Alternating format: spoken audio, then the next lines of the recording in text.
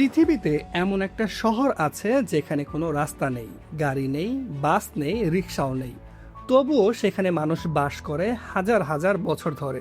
আর সেই শহরটা এখন ধীরে ধীরে সমুদ্রের নিচে তলিয়ে যাচ্ছে। এই শহরের নাম ভ্যানিস।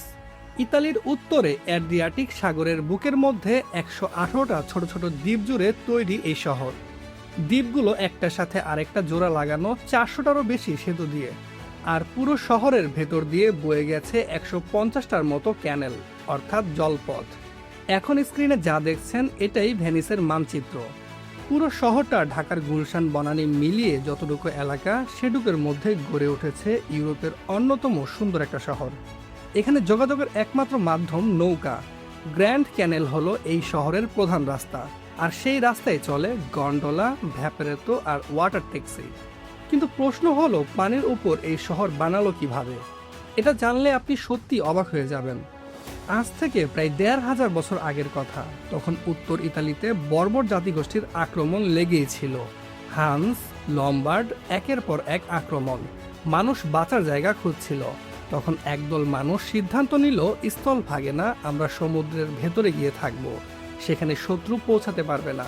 কিন্তু সমুদ্রের নরম কাদার উপর শহর বানাবেন কিভাবে? তারা নিয়ে এলো লক্ষ লক্ষ গাছের গুঁড়ি। সেই গুঁড়িগুলো একটার পর একটা গেঁথে দিল পানির নিচের কাদায়, শক্ত মাটি না পাওয়া পর্যন্ত। তার উপর বিছানো হলো পাথরের স্তর, আর সেই পাথরের উপর উঠে দাঁড়ালো একটা শহর। রিয়ালতো ব্রিজের নিচেই আছে ১২,০০০-এরও বেশি কাঠের পাইল। আর আশ্চর্যের ব্যাপার হলো, সেই কাঠ আজও পচেনি।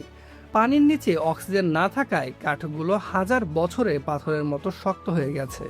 পুরো শহরটা দাঁড়িয়ে আছে সেই প্রাচীন গাছের উপর ভর করে। এরপর এলো ভ্যানিসের সোনালী অধ্যায়। মধ্যযুগে যখন ইউরোপ আর এশিয়ার মাঝে বাণিজ্য মানেই ছিল মশলার ব্যবসা, গোলমরিচ, দারুচিনি, এলাচ, তখন সেই পুরো ব্যবসার কেন্দ্র ছিল এই ছোট্ট জলের শহর। ভ্যানিস তখন শুধু শহর না, একটা স্বাধীন রাষ্ট্র, রিপাবলিক অফ ভ্যানিস। প্রায় ১১০০ বছর ধরে স্বাধীনভাবে টিকে ছিল এই প্রজাতন্ত্র। ইউরোপের সবচেয়ে ক্ষমতাধর নৌবাহিনী ছিল তাদের। এই শহরেরই সন্তান ছিলেন মার্কো পোলো, যিনি চীন পর্যন্ত পৌঁছে গিয়েছিলেন এমন এক সময়ে যখন বেশিরভাগ ইউরোপীয় জানতই না পূর্বের দেশগুলো কেমন। পরের তথ্যটা শুনলে একটু অবাকই লাগবে। আজকের ভেনিসে স্থায়ী বাসিন্দা ৫০,০০০-এর মতো, অথচ প্রতি বছর এই শহরে আসেন ৫৮ লক্ষের বেশি পর্যটক। হিসাব করুন, প্রতিদিন গড়ে ৩৩,০০০-এর বেশি পর্যটক একটা ছোট্ট দ্বীপ শহরে ঢুকছেন। ফলে বাসস্থানের ভাড়া আকাশ ছোঁয়া। স্থানীয় বাসিন্দাদের জীবন অসহনীয়। ধীরে ধীরে আসল বাসিন্দারা শহর ছেড়ে চলে যাচ্ছেন মূল ভূখণ্ডে। প্রতি বছর শীতকালে আসে আকুয়া আলতা, মানে অস্বাভাবিক জোয়ার।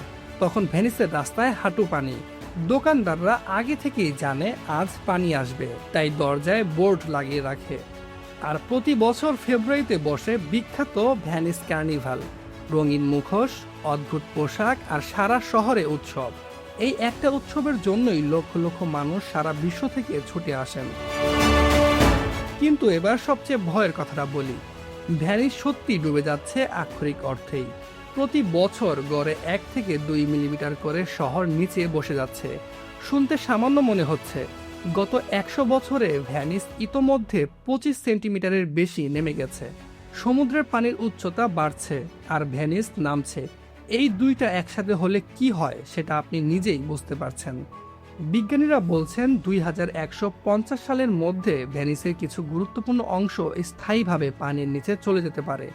ইতালির সরকার এটা ঠেকাতে তৈরি করছে মস প্রজেক্ট। সমুদ্রের মুখে বিশাল বিশাল ধাতব গেট বসানো হয়েছে, যেগুলো জোয়ারের সময় উঠে দাঁড়িয়ে পানি আটকে দেয়। খরচ হয়েছে ৬০০ কোটি ইউরো।